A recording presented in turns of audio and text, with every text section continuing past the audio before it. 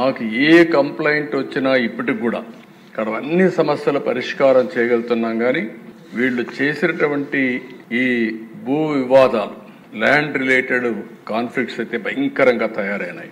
22A ఉపయోగించారు, records తారుమారు చేశారు, ప్రభుత్వ భూములు కొట్టేశారు, ఫారెస్ట్ భూములు కొట్టారు. ఇవి మామూలుగా ఫారెస్ట్ భూములకి దగ్గరికి ఎవరు పోరు, అలాంటివి కూడా జరిగే పరిస్థితి వచ్చింది. అందుకే ఈ ప్రత్యేక చట్టం కూడా గుజరాత్లో చాలా బాగా పనిచేసింది.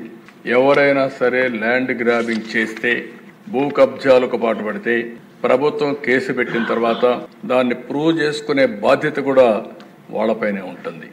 దాంట్లో మళ్ళీ ఏ మాత్రం కూడా ఉపేక్ష లేదు. అలాంటి పగడ్బందీ చట్టాన్ని కూడా తీసుకొస్తున్నాం. ఈ చట్టం ద్వారా ఎక్కడైనా ఎవరైనా సరే భూ కబ్జా చేయాలంటే భయపడే పరిస్థితి రావాల్సిన ఉంది.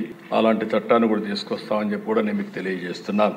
అదే మరిగా దిశ ఈరోజు టెక్నాలజీ, డ్రోన్స్ ఉపయోగిస్తున్నాం. ఇంకా మా వాళ్ళందరూ మాస్టరైజ్ చేస్తున్నారు. అవసరమైతే డ్రోన్స్ ద్వారా నైట్ పెట్రోలింగ్ కూడా చేయడానికి, పోలీస్ పెట్రోలింగ్ బదులు డ్రోన్ పెట్రోలింగ్ చేయడానికి కూడా శ్రీకారం చుడుతున్నాం. CCTV కెమెరాలు పెడుతున్నాం, లేటెస్ట్ టెక్నాలజీ పెడుతున్నాం.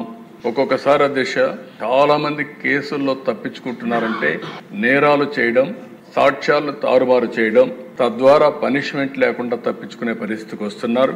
కానీ ఇటీవల డిపార్ట్మెంట్ మీరు చూస్తే చాలా గట్టిగా పనిచేసి 2-3 నెలల్లోనే శిక్షలు పడే కన్విక్షన్ వచ్చే పరిస్థితి తీసుకొచ్చారు. దానికి డిపార్ట్మెంట్ మనస్ఫూర్తిగా అభినందిస్తున్నా.